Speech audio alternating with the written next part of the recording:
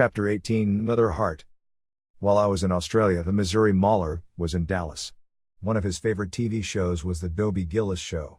On that program there was a rich guy named Chatsworth Osborne III, and every time he got in trouble, his mother would bail him out.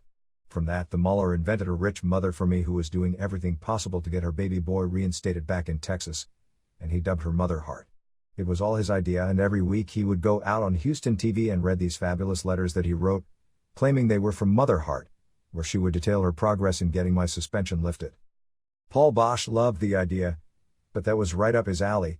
Paul was a sports entertainment, gimmick-loving kind of guy, who loved promoting things like eat a can of dog food matches. Fritz von Erich, on the other hand, was more of a traditionalist, and didn't go for the Mother Hart angle at all. He thought it was too silly and corny and refused to allow it on Dallas TV. Paul got behind it so much that he wanted to actually bring Mother Hart on television, so the Mauler asked a friend of his wife's if she would portray Mother Hart on Houston TV a couple of times. She was a third-grade school teacher who looked old enough to be my mother, and was very refined looking. Paul took her out and got her the appropriate dress, pearls, and hat, and actually dressed this woman up. Paul was really into it. I returned to Texas in January 1973, and for my first night back in Houston, the Missouri Mauler and Mother Hart had a welcome home party in the ring to celebrate her getting my suspension lifted. As I walked down the aisle, Mother Hart started screaming, "My baby's home. My baby's home." I was somewhat torn, because my gimmick was that I was Playboy Gary Hart, a street kid from Chicago, and not some rich kid, but I had to admit it was hilarious, and it got over big time. Blackjack Mulligan was just getting started in the wrestling business. He had recently played for the New York Jets, and was booked against the Missouri Mauler in Corpus Christi one night. We didn't want to beat him clean since he was a big, impressive guy and was just breaking in, so I came up with a finish where I would pull his leg, he would take a nosedive, and the Mauler would cover him thanks to outside interference. However, as I reached through the ropes to grab his leg, I leaned in too far, and Blackjack hit the ropes so hard that the check of his ass hit me in the head and knocked me out. The first thing I remember was the Missouri Mauler standing over me while I lay on the floor asking, "Are you okay? What happened?" Looking back, I can say that I was the first guy Blackjack Mulligan knocked out in wrestling, but he knocked me out with the check of his ass. In addition to managing the Missouri Mauler, I also brought Brute Bernard in with me, and he got into a program with Ivan Putski. At the time, Ivan had Danny Pleches as his manager and interpreter. Ivan spoke Polish and Danny spoke Romanian, so they would throw a few words back and forth when they did their interviews, and no one was the wiser. At the time, Ivan's character was childlike and lovable, while Brute's was that of a big brutish simpleton.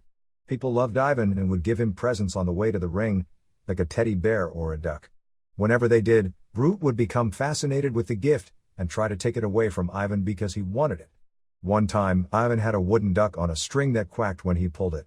This was in the Sam Houston Coliseum, where traditionalists such as Lou Thez and Bill Longston made their mark, and there was Ivan Putski pulling around a little quacking duck on wheels in the ring. Brute Bernard was following the little duck, and every time he would reach down to pet it, Ivan would turn around it and bark, "No." It was a riot. That's when I started carrying a towel to the ring, so I could put the towel up and cover my face when I was laughing too hard. Ivan would also go out and dance with fat women while Polish music played over the speakers. Brute wanted to dance, as well, but no one would dance with him. They were so much fun to watch, the people loved it, and they drew a lot of money together. On July 20, 1973, Jack Brisco won the NWA heavyweight title from Harley Race in Houston, and on that card, I wrestled Paul Bosch in a bathtub match. It was just my luck. The night the world title was changing hands, and the hoi polloi like Sam Mushnick, Eddie Graham, and Fritz von Erich were in attendance, I was booked in a bathtub match. However, like I mentioned earlier, it was Paul Bosch for you. The first thing I did when I got back to the hotel that night was call Jerry Brisco and tell him that his brother just won the world title. At the time, he was wrestling in the Carolinas, and because I had worked there a year ago and knew the schedule, I knew just where to reach him. Since it was a Friday night, I tracked Jerry down at his hotel in Richmond, Virginia, and told him the good news about his brother. Jerry was thrilled to hear, and told me he knew it was going to happen, but wasn't sure when or where it would take place. I was so happy for Jack, as well, because he got what he deserved, and in my eyes, was the last great champion. At one point, Johnny Valentine and Wahoo McDaniel came to Dallas, and got into singles programs with Brute Bernard and the Missouri Mauler. One day, Fritz called me into his office and told me he was going to have to sub-go our deal. If you recall, back in 1967 when I returned to Dallas, Fritz and I made a deal in which I would get an even share of the main event, which was 16%, and always be cut in. That was a deal that we had set in stone, or so I thought. It turned out that Johnny and Wahoo were looking for 8% of the house, but were only getting 5.25%, and complained so much that Fritz acquiesced and told me he was dropping my pay. Now I want to state up front that I never took what Johnny and Wahoo did personally, and I never held any animosity towards them at all.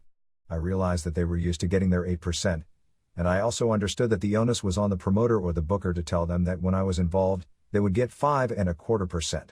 Unfortunately, someone in control like Fritz or Danny Pletches never sat them down and explained to them ahead of time how I was figured in.